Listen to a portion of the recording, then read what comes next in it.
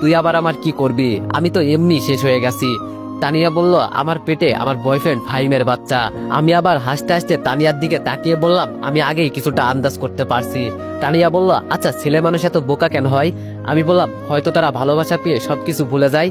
তানিয়া বলল, তোরে দেখে আমার খুব মায়া লাগে, এখনো মনে হয় আমাদের বিয়ে ঠিক হয়ে গেছে। আমি বললাম, আমাকে কেন বিয়ে করবি? তোর বেস্ট ফ্রেন্ড যে তোরে সন্তান দিয়েছে তাকে বিয়ে করবি না? আমাকে কেন? নাকি আরো টাকা চাই তোর? তানিয়া আমার কাছে এসে আমার দিকে তাকিয়ে বলল, আরে এটা তো ওর সাথে এনজয় করছি, কিন্তু কে জানে হঠাৎ করে আমার পেটে বাচ্চা চলে আসবে। আমি বললাম, আমাকে বিয়ে করে লাভ কি তোর? তানিয়া বলল, অনেক লাভ আছে, এই বাচ্চা তোরে দিয়ে আমি এনজয় করব, আর গোপনে গোপনে আমি ওর সাথে প্রেম করব। যদি বেশি চালাকি করিস না, জানিস তো আমি কি করতে পারি।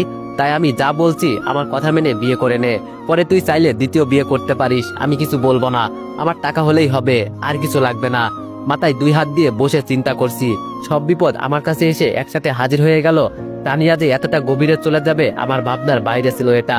তানিয়া আমার কপালে চুমু দিয়ে বলল, কি চিন্তা করছো বাবু?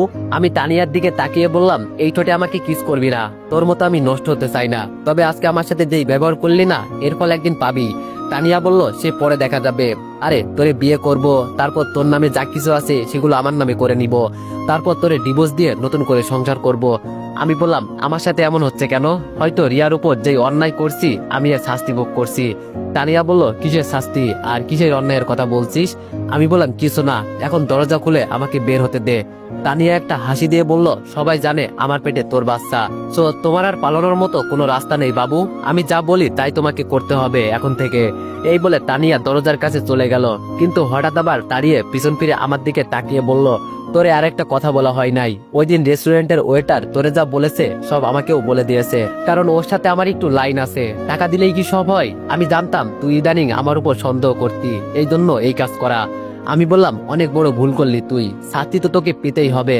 তার আগে আমি একটু বিপদ থেকে রক্ষা পাই। গার্লফ্রেন্ডের নামে যেই ধোকা দিলি না তুই, সারা জীবন মনে থাকবে। তানিয়া হাসতে হাসতে দরজা খুলে বের হয়ে গেল, তবে যাওয়ার আগে এটা বলে গেল, খুব শীঘ্রই বাসর রাতে দেখা হবে, সেই পর্যন্ত অপেক্ষা করো। আমি মাথা নিচু করে বসে আছি, হঠাৎ ভাবি এসে বলল, কি শুনছি দীপু আমি এইসব? আমি ভাবির দিকে তাকিয়ে একটা হাসি দিয়ে বললাম, কি আর শুনছেন, দিনকাল আমার অনেক খারাপ যাচ্ছে, তাই এইসব আমার সাথে হচ্ছে, কোনো ব্যাপার না ভাবি। ভাবি বলল, আমি জানি তুমি কত ভালো একটা ছেলে, আর তানিয়া বলে নাকি প্রেগনেন্ট, কিভাবে সম্ভব? আমি বললাম, আমি তানিয়ার শরীরে আজ পর্যন্ত একটু শুয়েও দেখিনি, বিশ্বাস করেন ভাবি, আপনি আমার মার সমান, আপনার কাছে কি আমি মিথ্যা বলতে পারি বলেন? ভাবি বলল, তাহলে তানিয়া কি? আমি বললাম, ওর বয়ফ্রেন্ড আছে আমাকে ছাড়া। ভাবি অবাক হয়ে বলল, কি? আমি বললাম, ওর বয়ফ্রেন্ড আছে, আর ওই শালাই এই কাজ করেছে, আর এই অপবাদ আমার গলায় ঝুলিয়ে দিচ্ছে। ভাবি বলল, দাঁড়াও, আমি সবার কাছে এই কথা বলছি। আমি ভাবিকে আটকে দিয়ে বললাম, থাক ভাবি, কাউকে এই কথা বলতে হবে না, বললে ওরা আরো আপনাকে খারাপ বানিয়ে দিবে, আমার বিষয়টা আমি দেখে নিব, আপনি কোনো চিন্তা করবেন না। ভাবি আমার দিকে তাকিয়ে বলল, তুমি পারবে? আমি আর কিছু বললাম না, চুপচাপ রুমের বাইরে চলে গেলাম। আসলে আমি যে কতটা নিস এর কোনো হিসাব নাই, যাকে ভাবি বলতাম এখন নাকি সে মেয়েটা কাজের বুয়া, আবার আমার সাথে এত বড় নাটক করলো, আর আমি কিছুই বলতে পারলাম না। আর তানিয়ার কথা তো বাদই দিলাম, তানিয়াদের টাকার জন্য কি কি করতে পারে সব জানা হয়ে গেল। বাইরে এসে শুনি কালকে নাকি আমার বিয়ে তানিয়ার সাথে। এটা শুনে মোটেও অবাক হলাম না, কারণ এমন কিছু একটা হবে আমার সাথে এটা আমি খুব ভালো করেই জানি। আপুর পাশে দাঁড়াতেই বলল, যাক, কাজের বুয়া তো আর বিয়ে করবে না। সি সি, মানুষের সম্মানতে কতটা নিচ হলে এমন একটা কাজ করতে পারে, এর কোনো হিসাব নেই। যাকে ছোট থেকে এতটা আদর করতাম, আর আজ সে নাকি দেখিয়ে দিল। এর আগে আমার মরণ হলো না কেন? আমি মনে মনে হাসতে লাগলাম, এতটা চাপ কখনো আমার একসাথে পড়ে নাই। এখন কেউই আমার সঙ্গ দিবে না, সবাই আমার বিরুদ্ধে কথা বলবে, না জানি রিয়ার ভাই আমার কি অবস্থা করে। এটা চিন্তা করে আমার কপাল থেকে আপনা আপনি ঘাম পড়ছে। কি করব আমি? সব দরজা বন্ধ সব দিক থেকে, কোথায় যাব? তানিয়া আমার দিকে তাকিয়ে হাসছে আর ইশারা করে কি বলার জন্য চেষ্টা করছে। সবাই বসা থেকে উঠে গেল, আর কালকে আমার বিয়ে এটা শিওর হলো। গাড়িতে বসে বাবা শুধু এটুকু বলল, ছেলে এখন বড় হয়েছে, যা মন চাই তাই করবে, এখন কি আর মা বাবাকে বলা লাগবে?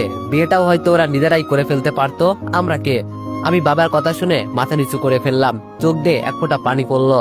ভাবে আমার দিকে তাকিয়ে বলল, তোমার ভাইয়াকে সবকিছু বুঝিয়ে বলবো, তুমি এই নিয়ে কোনো চিন্তা করো না। আমি চোখের পানি মুছে ভাবিকে বললাম, না ভাবি, বলতে হবে না আপনাকে কিছু, কপাল খারাপ আমার। হঠাৎ আচমকা ব্রেক করতে একটা ঝাঁকি খেলাম, বাইরে তাকিয়ে বোঝার চেষ্টা করছি কি হয়েছে। বাবা এভাবে আচমকা ব্রেক করলো কেন? বাইরে তাকিয়ে আমি পুরো অবাক হয়ে গেছি, আজকে বুঝি আমার বাঁচার মতো কোনো রাস্তা থাকলো না।